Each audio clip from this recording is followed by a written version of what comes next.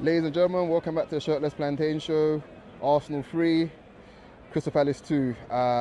Yeah, fun game, fun game, and not the first half particularly, but it turned out to be a good win for Arsenal. And I think a lot of confidence was gained tonight for the team, but also for certain players as well. One thing before I start, I really enjoy these cup games in general because it just brings out a different sort of crowd, innit? A lot of people don't come to games often, and you get to see a lot of appreciation and the light in people's eyes compared to the regulars, because a lot of us are just, yeah, we're enjoying the games and shit, but you can see the excitement isn't always there, kind of thing. But tonight, literally every single face was just raring to go, and they were so happy. Like a lot of people bringing their kids and stuff like that.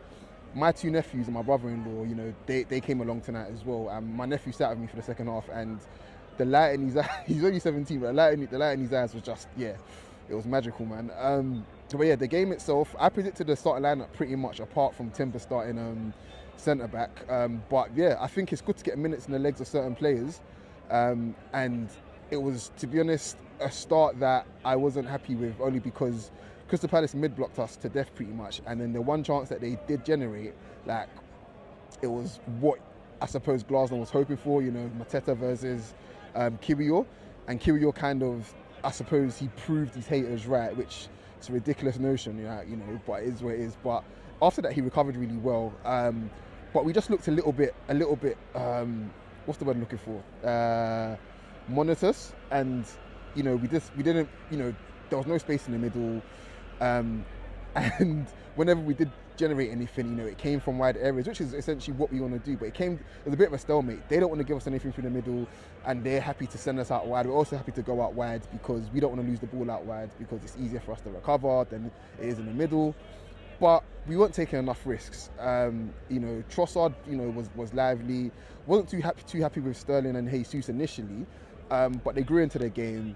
I think there was a lot of anxiety around, will we stick or twist in the second half, kind of thing. And Arteta was like, fuck all of this, we're powering up. And it's really nice to be able to actually make subs, and they're the ones that actually win the game, rather than they kind of just leave us in a lull. It was a change from last week, but the difference is you're bringing on Odegaard and Saliba rather than Wanyeri and whoever else, Trossard. So that's good. It's a good sign. We didn't, the moment those players came on the pitch, literally, you could hear the Crystal Palace fans, they absolutely just lost all confidence. They were singing all night, to be fair, but they lost all confidence, and we just found an extra gear. Odegaard's definitely listened to the pod on the weekend, because he heard me talking shit about, he heard me and Dean talking shit about his final pass, and he said, all right, bet, guys, and he did what he had to do. It was a great pass for Gabby Jesus, great first touch. Bearing in mind that our best chance of the game came from an overlap, and it, Sterling should have scored, but again, we penetrated through the middle. Great finish from Gabby Jesus, and after that, there's only going to be one winner. I'm really, really pleased with Gabby Jesus, because again, the first half wasn't great, and he found another gear in the second half, which helps when you have your team around you doing what they need to do, and they're just better players supplying you the ball. Second goal apparently was offside. Couldn't give two shits at this point, man. It is what it is. We're on the wrong end of these decisions as well sometimes. It's football, it's frustrating, but there's no point in talking about it. But a fantastic finish. I just want to talk about actual practiced finishes and whatever else, kind of thing. Gabby Jesus scored 2 goals, all coming in, running in from the right hand side and hitting across the goalkeeper, or chipping it basically. And those are the kind of things that we need to see more of. And the fact that they came from forward runs just made it all the sweeter.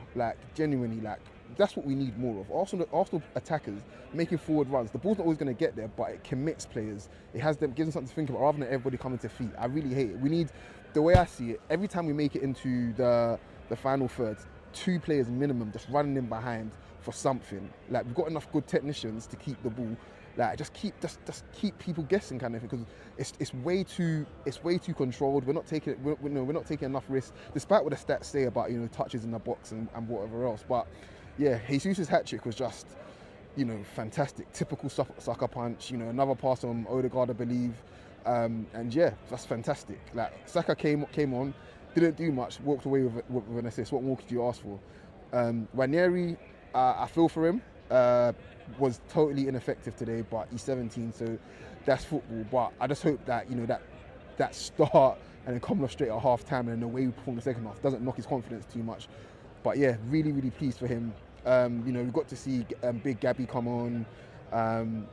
And yeah, but yeah, I'm just really, really pleased. I'm pleased that my nephew really got to see today, like, what these superstars are like, especially Saka. We're sitting on Saka's side as well, and he was just excited. He's like, oh my gosh, there he is, like, like, this is what Saka means to the young generation. Like, he's the one that they all come to see.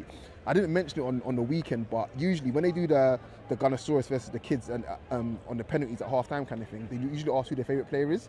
I think they had 5 kids. All 5 kids said Saka. Like, that's the guy. That's people who they're paying their money to see. Like, So yeah, I'll leave it there. Hope you guys have enjoyed this, and more the same on the weekend. But I think we win more comfortably then. But let's wait and see. All right, take care, guys. Peace.